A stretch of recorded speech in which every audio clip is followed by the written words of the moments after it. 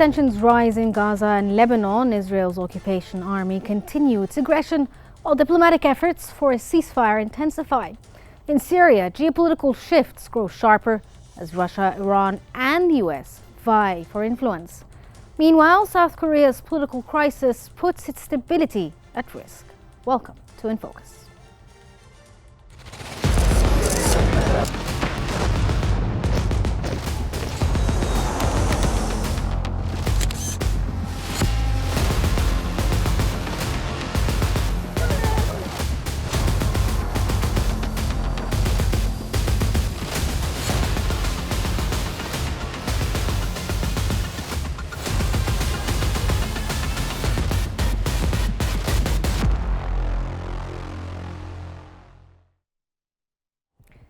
Amid growing political turmoil in South Korea, the nation stands at a critical juncture, with President Yoon under investigation for insurrection and ministers resigning. Questions arise about the future of the political system and potential steps towards stability.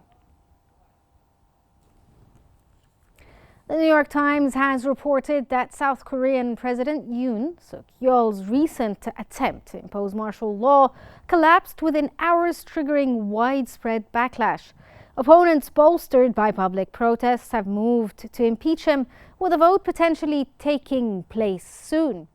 Yoon's surprise martial law declaration, the first in over 4 decades, sparked chaos and vivid images of lawmakers defying military forces to rescind it. His approval ratings had already plummeted due to political gridlock and accusations of corruption. With a divided parliament and mounting political pressures, experts suggest that Yoon's future is uncertain, with some even advising his resignation. The crisis has highlighted the resilience of South Korea's democracy despite the unprecedented situation.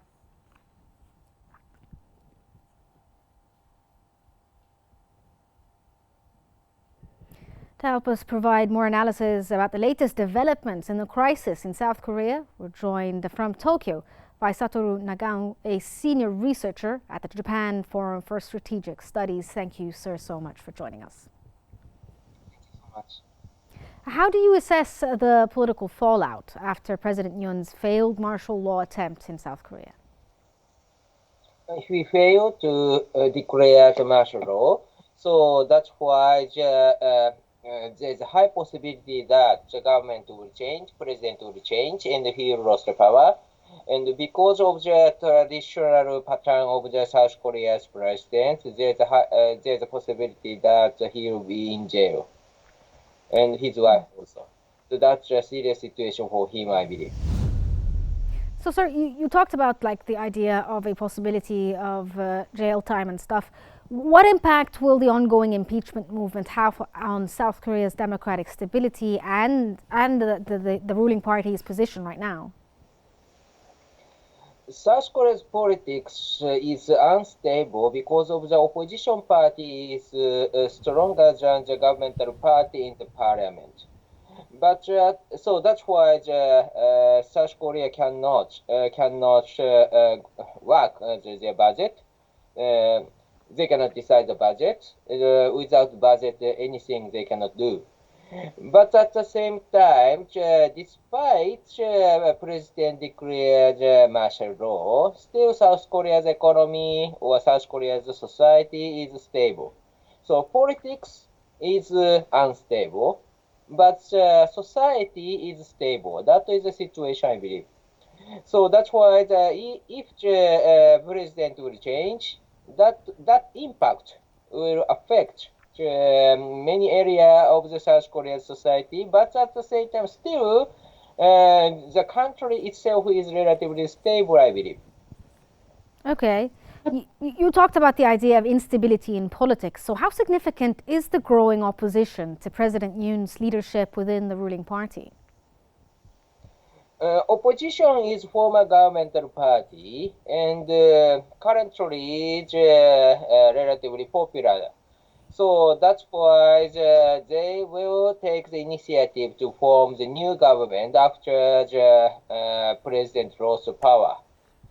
But this is a concerning point in this region indeed, because Former governmental party, current opposition party is well connected with North Korea well, and China also.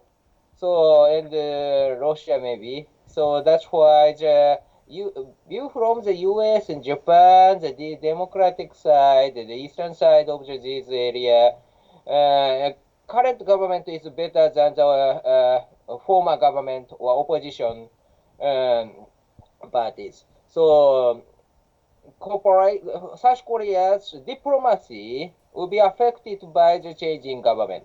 Yes. Yes. You talked about foreign affairs and all of that and diplomacy, but what about internal issues as well? With the resignation of key ministers, what future steps can South Korea take to restore political order and stability within, the politics of South Korea? Of course, next target of the opposition party is president himself. But before the president lost power, people around the president try to take distance from the president. That is just happening. So currently, President Yoon cannot trust the member of the governmental party. Opposition party, of course, they are enemy, but even if the governmental party, they do not have the will to support the president. Then if the governmental party member joins the move of the opposition party, President Yoon will lose the power, lose the status. That is happening just now, and maybe next some days, maybe we will see the result. Okay. What about the military's role in Yoon's martial law declaration? How has this affected South Korea's form of governance? Legally, the army can take relatively bigger power, but this martial law has already removed. Only 6 hours it has happened. So that's why currently army is just waiting and see and follows next government, I think. So can we talk about the idea of the public's rejection of martial law? What does this actually reveal about South Korea's political culture today?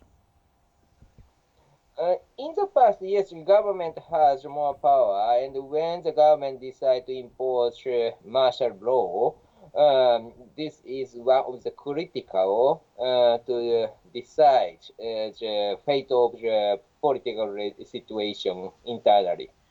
But since 1987, democratic regime, democratic political situation is relatively strong in the South Korea. So this martial law was first time since 1987, but compare with the martial law imposing situation before 1987, people do not support this situation, this martial law. And the opposition party and the governmental party both do not support martial law. So president's decision has failed this time. So this means that people believe democracy is very strong, and the member of parliament respect democracy very well, I think. Sir, you talked about the idea of the democracy in South Korea being quite strong and quite rigid. But could the turmoil surrounding President Yoon lead to long-term changes in South Korea's political system, or is this something that is not likely to happen? Yes, that's true, because declares martial law itself is not, of course, common. This is a dangerous move. This is a strange move. Only emergency and only emergency related with external threat affects the situation. That under such kind of situation, president should declare the martial law. But despite there is no such kind of the concrete threat, president declare the martial law and try to go through the budget or other issue for internal politics. That is not a good choice. So that as a democratic country. So that's why the image of the democratic regime in the South Korea or stability of the South Korea is damaged by president decision. So Sir, we could also, when you talk about South Korea, there's always a need to talk about North Korean policies as well. Could the crisis provoke a shift in South Korea's approach towards North Korean policies, especially given Pyongyang's silence throughout this matter? Yeah, this will be the big matter. That is the big matter. There's a high possibility that opposition party will expand their influence in the next government and the next president. In this case, they are China, North Korea, Russia side relatively. And US and Japan is not influential to the next government. And in the South Korea's politics, every time the popular topic is anti-Japan slogan. Japan is the enemy. That is one kind of textbook of the South Korea's education and political situation. If the president use this card, they can rise the popularity. So there's a high possibility that next government choose anti-Japan slogan and Japan South Korea rift will be deepened and U.S. Japan South Korea's trilateral cooperation will not go through. So that such kind of situation we can expect. View from China, view from Russia, view from North Korea. This is a good situation to exploit it. So that's why this changing the government or failure of the martial law of the President Yoon's decision. These are the serious issue diplomatically. Okay, sir, the opposition has demanded that President Yoon resign. How could this possibly impact national unity? And you spoke a bit about like the idea of the next government. Is this something that the next people who are going to hold themselves up for election going to think about, the possibility of keeping the national unity together and keeping the fabric of South Korea together? A nation itself is integrated, even if the governmental party relatively came from one region and the opposition party came from another region. That is true, but at the same time, there is no serious division in the regions in the South Korea. So South Korea is an integrated country, relatively stable, I believe, but their strategic location is not stable because all of the neighbors surrounded by South Korea and North Korea is great powers, greater than the South Korea or North Korea. So that's why every time this Korean peninsula is arena of the power game, and greater power shows the influence in the Korean peninsula. So under such kind of situation, internal politics, this is internal politics in the South Korea, but indeed this is the strategic area. Internal politics is affected by strategic situation. Okay, can we talk a bit about the United States? The United States is closely monitoring the crisis. How will this affect their diplomatic stance when it comes to South Korea? Of course, view from the United States, firstly, declares martial law itself is harming the image of the democracy, so that is not good. But at the same time, they worry about diplomatic stance of the South Korean government. If the opposition party win, this is not comfortable for the United States. So, and especially under the Trump administration, the last time the Trump administration sworn in from the 2016 to 2020, that time President Moon Jae-in was South Korea's president, and the current opposition party is supported president. At that time, the United States disliked this government and directly negotiate with North Korea and agreed that South Korea's president was one kind of rubbish. They believe so. So that has really happened. Maybe a little unbelievable, but maybe two leaders of the U.S. and North Korea agreed. They agree. South Korea president is not good president. So such kind of situations really happened that time. So it could repeat. It could repeat the same situation under the new Trump administration and same North Korea regime. Both do not respect South Korea's presence. So that time for United States, South Korea is not a reliable partner. So instead of South Korea, they choose Japan and should take more bigger role in the security as a frontline country. So that has happened the last time. Yes, but And sir, I immediately- mean, you talked about like maybe the Americans may see South Korea as not so reliable right now, given these slight changes when it comes to the political system. But aren't they strategic partners in general? Like South Korea is an important partner for the U.S. In Asia. Yes, they may look at other Asian countries as well, including Japan. But South Korea will remain strategic for them, where they have military personnel stationed there as well. This is something that's very important for the U.S. Is that not correct? Yes, of course. So when the new government sworn in, the United States tried to check and negotiate with them as a first stage, I believe. But there is a possibility that the U.S.-South Korea relation will be deteriorated under the new government, I believe. Okay, how might the recent martial law episode impact South Korea's long-term political stability? You talked about resilience and democracy, but could this somehow create some sort of, rift or ripple effect in the political system of South Korea? Firstly, the declare the martial law itself is damage the image of the South Korea. That's true. But at the same time, this time only 6 hours. 6 hours later, Parliament changed the situation and returned to normal. What happened under the democratic situation?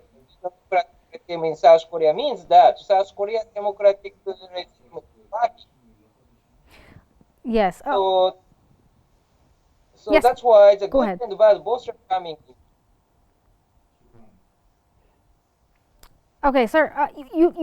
We talked a bit about the relationship between South Korea and the U.S., but let's also talk about other international partners. How do you foresee the international community responding to the political turmoil right now in South Korea? I think many countries, people in the many countries were surprised why South Korea declares martial law this time. Because the reason is internal politics. And yes, budget do not go through, everything is not working. That's true. But at the same time, martial law is legal system to deal with external threat, not internal politics.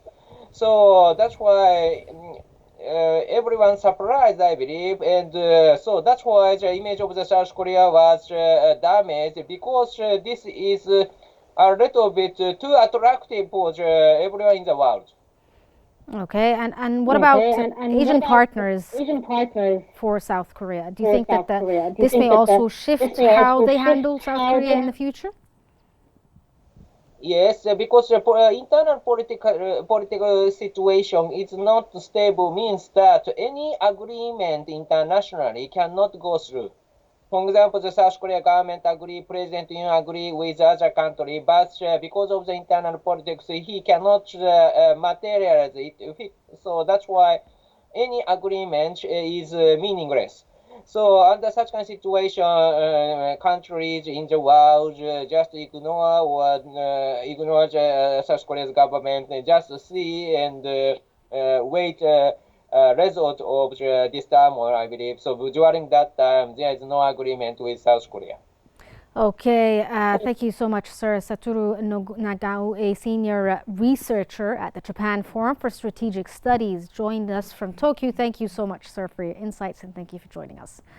We move on to Syria, that faces escalating tensions as the role of international powers is becoming increasingly crucial. As Russia and Iran expand their influence, the U.S. has labeled Hayat Tahrir al-Sham a branch of al-Qaeda. Amid fierce battles, how will Syria navigate these complex geopolitical shifts, especially with Israel, Turkey and the US closely watching? Egypt today has reported that the Egyptian Foreign Minister, Badr Abdulati, had urgent discussions with counterparts from Turkey, Iraq, Iran and the UAE regarding Syria's escalating conflict. The talks initiated by President Abdel Fattah al-Sisi focused on the ongoing military clashes between Syrian regime forces and opposition groups in northwestern Syria. Abdulati reaffirmed Egypt's support for Syria's sovereignty, unity and territorial integrity, while stressing the need for regional and international efforts to halt violence which threatens regional and global security. The conflict, particularly intense in Hama, has claimed 727 lives, including civilians, opposition fighters and regime forces, with the situation remaining critical.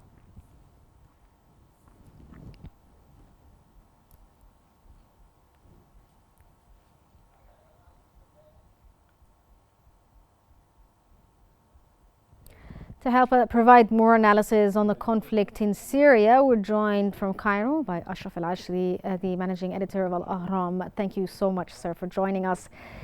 Let's start off by asking, could Syria become a new battleground in the broader geopolitical rivalry between Russia and the US?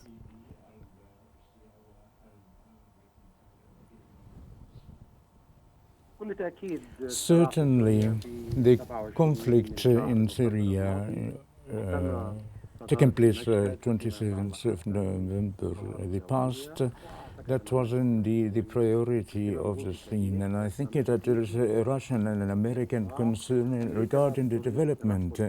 America doesn't want to engage as affirmed by the Foreign Ministry and the National Security Council that affirming that has military forces. In addition, that Russia has intervened in 2015 in military bases in Barsos and Hamimin and has a great influence and presence in Syria. But I think that Russia in Halab and Hama is waiting to evaluate situation in order to determine the form of the military intervention and waiting for the result of the situation in light of the attacks of the armed groups. And this might be taking the front of the landscape of the scene in the within the United States of America and the international community, as they are very much concerned. Okay, sir, with Iran increasingly involved, what conditions are influencing its military strategy in Syria?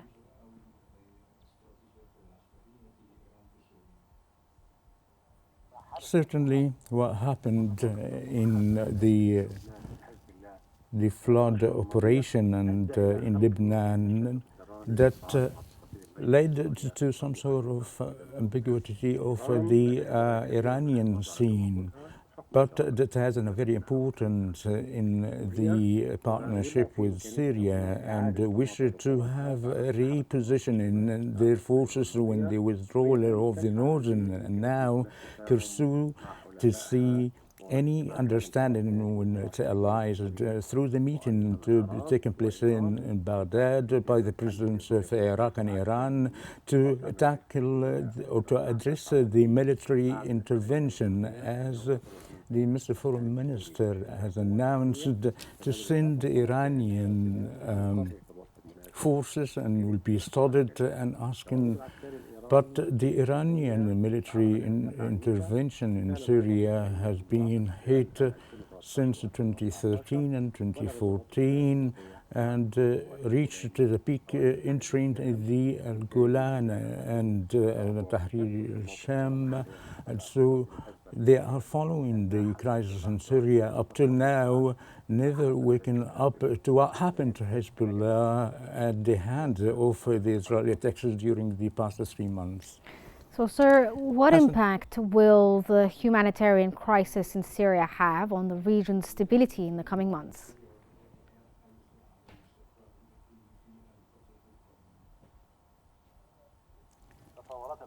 Certainly, the development in the northern Syria has a negative impact in the humanitarian level that's been warned by the UN Secretary General through his communications with the Turkish president as well as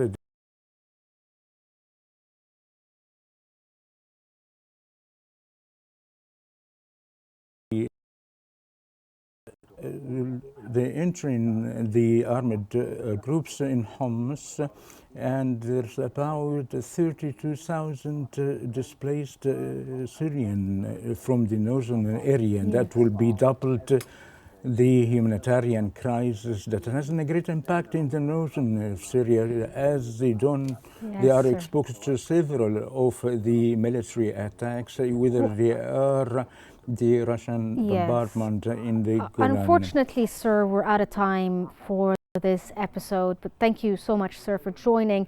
That was Ashraf El-Ashri, the editorial manager of Al-Ahram from Cairo. Thank you for your insights.